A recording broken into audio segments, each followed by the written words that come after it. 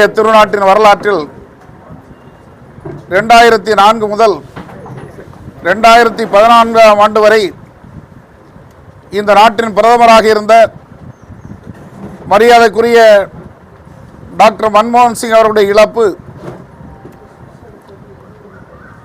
காங்கிரஸ் பேருக்கு மட்டுமல்ல, இந்திய திருநாட்டிற்கு மட்டுமல்ல, உலகத்திற்கே மிகப்பெரிய பேரிழப்பாகும். அந்த மகத்தான தலைவர் பொருளாதார புரட்சியை இந்த நாட்டிற்கு உருவாக்கியவர்.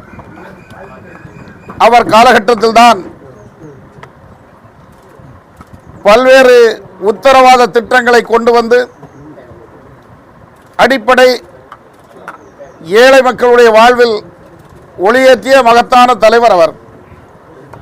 குறிப்பாக சொல்ல வேண்டும் என்று சொன்னால், உணவுக்கு உத்தரவாத சட்டம், ரைட் டு இன்ஃபர்மேஷன் ஆக்ட், 100 நாள் வேலைவாய்ப்பு திட்டம்,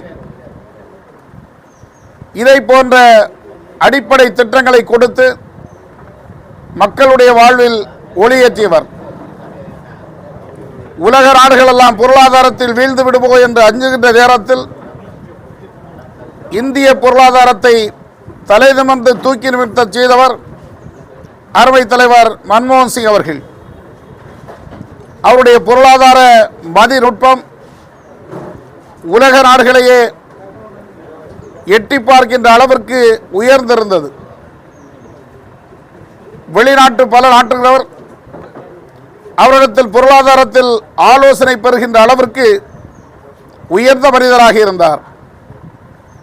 அத்தகைய மாமனிதருடைய மரணம் இந்த நாட்டிற்கு மிகப்பெரிய இழப்பு என்பதை இதன் மூலம் தெரிவித்துக் கொள்கின்றேன். இன்றைய தினம் அவருடைய 7வது நினைவு நாளை காங்கிரஸ் பேரியக்கம் அனுசரிக்கிறது.